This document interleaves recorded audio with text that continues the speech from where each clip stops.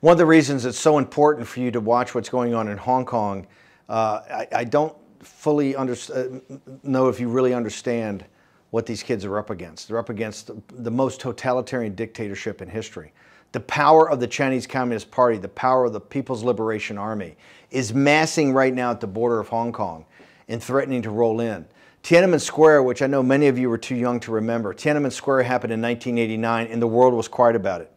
What we know is between 10,000 and 50,000 young Chinese that were protesting the oppression of the Chinese government and actually made a replica of Lady Liberty and put it up in Tiananmen Square, which is right there in the Forbidden City, in the capital of Beijing. Once they put that up, they rolled the tanks in. And we think between 10,000 and 50,000 were slaughtered in a couple of days. That is what could happen in Hong Kong. In Hong Kong, you could have another Tiananmen. And why? Because the People's Liberation Army and the entire apparatus of the Chinese Communist Party do not want the contagion of freedom to spread in mainland China. You know, we live with freedoms that you really don't appreciate. I mean, sometimes I don't appreciate them. I get the opportunity to travel throughout the world and see the oppression throughout the world. But sometimes it's very difficult to actually appreciate the freedoms we've had, and it's been bequeathed to us from patriots in previous generations.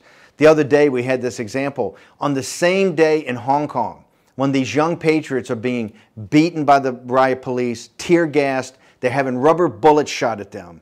They are walking through the airport and walking through Hong Kong, not with the Union Jack, which they were doing 11 weeks ago, but with the Old Glory, the flag of the United States of America. And why are they doing that? Because that flag represents freedom to people throughout the world. And young people in Hong Kong are walking around with that flag, and that drives their communist masters nuts. At the same time, you had a privileged, I think, fencer on one of these USA teams on the podium after winning one of the medals, and he knelt. Okay, he knelt because he thought that flag was a flag of shame. Well, that flag's not a flag of shame. It's called Old Glory for a reason.